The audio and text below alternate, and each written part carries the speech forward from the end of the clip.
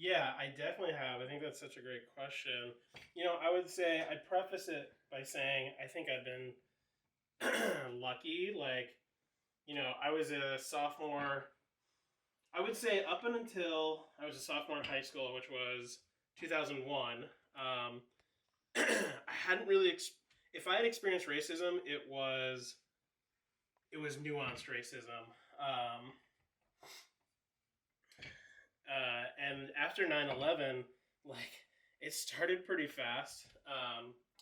We were this girl in our neighborhood drove my friend and I to and from school with her sister, who was also in high school, and her sister just turns around and she's like, we're trying to listen to the news, like trying to understand what's going on. Some were trading information because like some of our teachers let us watch the news and some didn't.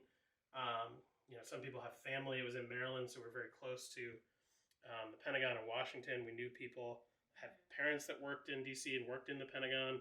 And this girl, she was the worst. She turns around and she's like, they put the Japanese in internment camps during World War II. Yeah, after that, I think even if I didn't know exactly what was going on as a kid, I definitely started to see a change.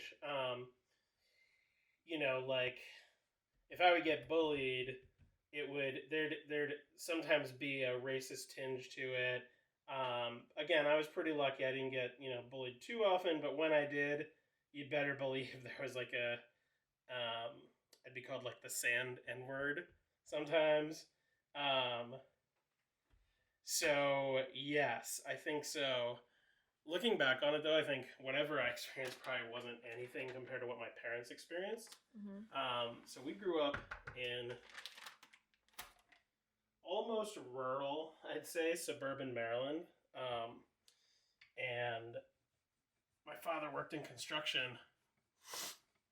So literally, like, you know, uh, he befriended this guy who at the time was very racist against black people, and he like slapped my dad on the shoulder and was like, "Neighborhood's going to hell, Al." My dad's name is Altaf, but he went by Al, goes by Al.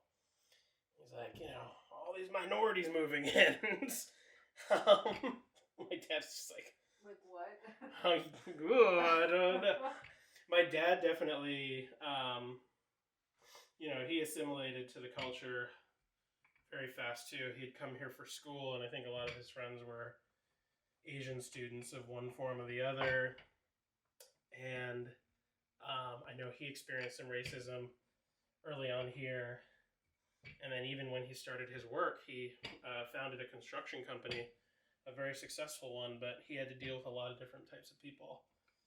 And, the Ford F-150 he bought, the trucker hats he'd wear, the way he'd say, "Ain't nothing wrong with that, bud," which is amazing to hear a Pakistani man say. None of that changed that he was different.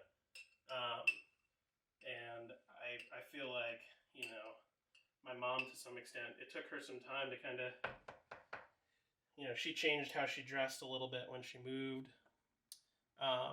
But all the way until then, I think people just thought of her as very foreign because she'd wear her traditional outfits from Pakistan, and, it looked out of place in Glen Burnie, Maryland. But honestly, I'm kind of proud that she did for as long as she did, and I feel like I give my parents a hard time sometimes, but I'm very proud